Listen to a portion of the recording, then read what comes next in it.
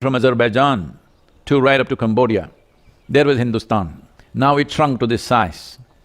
And now Kashmir is a problem where they're trying to shrink it further. So this shrinkage didn't happen overnight, the demographic change did not happen overnight, the shift in demographics is the technology.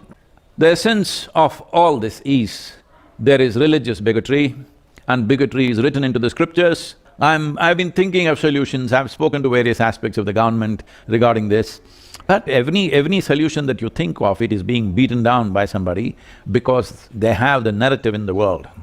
I think shifting the narrative is very important. I know I already mentioned one movie was made, but an hour and a half, two, whatever the length of the movie in a theater is one thing, that's fine. But I feel you need like 10 minutes, 15 minutes, 20 minutes, like ad films, taking the sufferings of individual families and highlighting it and melt people's hearts across the world. This is very important. There must be in every city, at least every major city across the country, there must be a street named after Kashmir, a circle or a square named after Kashmir, or there must be a Kashyapa mountain or a peak. I know these are poor substitutes, but if we want the glorious and atrocious nature of Kashmiri history to be remembered, celebrated by all in Bharat, we need to create symbols. Everybody who lives in India must know that this has happened to our people. Without this, if it doesn't live in the minds and hearts of people, well, so many things have happened. Absolutely terrible things have happened in this country. It's all gone. It's simply gone, as if it did not happen. The millions who died of famines which were engineered, the millions who were slaughtered, millions who were poisoned, so many things have happened, and thousands of temples which were demolished, all this forgotten, all right? Because somebody has stolen the narrative. Your suffering is unparalleled in many ways in this country, but similar things have happened everywhere. At least you are at least speaking, others are not even speaking. So many things have happened. But the worst thing about you is it happened now, nearly in 21st century. And if you allow it, it'll happen right now in 21st century.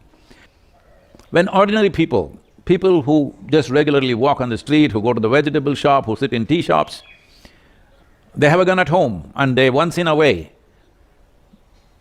they fulfill what they think is their religious duty or whatever, it's very hard for any agency to catch all of them. Across the world, such movements have happened and they have gone on for decades and centuries because this is a lesson the government of India and every state government in the country and above all the people of India, of this great nation Bharat, all of us must learn this, that if we do not attend to a problem in time, tomorrow could be too late. What I say right now may not make sense to a lot of people because of the suffering and the kind of power that they're exhibiting right now, but this is something that I've noticed talking to the youth of the world, across the world, in the major universities, in Europe, America and various other countries. What I see is, in another 30 to 40 years' time, the dogmatic religions will recede significantly because anything that doesn't make logical sense in people's heads will slowly recede. Already it's beginning to happen. In Europe, in the Western Europe, nearly 42% of the people say they have no religion. In UK, about 36% of the people are writing in their forms that they have no religion. 32 to 33% of the people in United States are saying no religion. This is simply because selling tickets to heaven and managing people, those times are over. Unless it makes logical sense, people are not going to ascribe to anything. This number will increase to 70 to 80% in 25 to 30 years. We can hasten it, we can make sure that happens in next 10, 15 years' time. Essentially, the entire work that I'm doing is about moving people from religion to responsibility.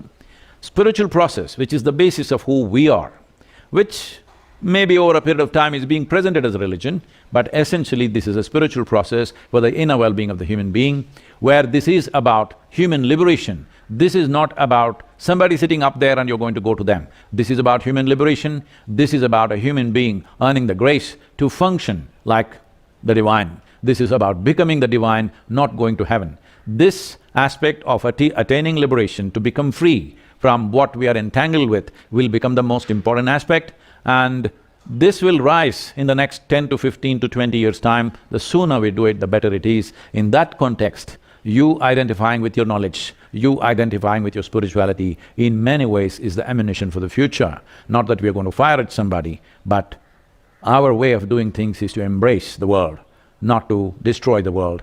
Our way of including people, our way of life is inclusion, not conquest.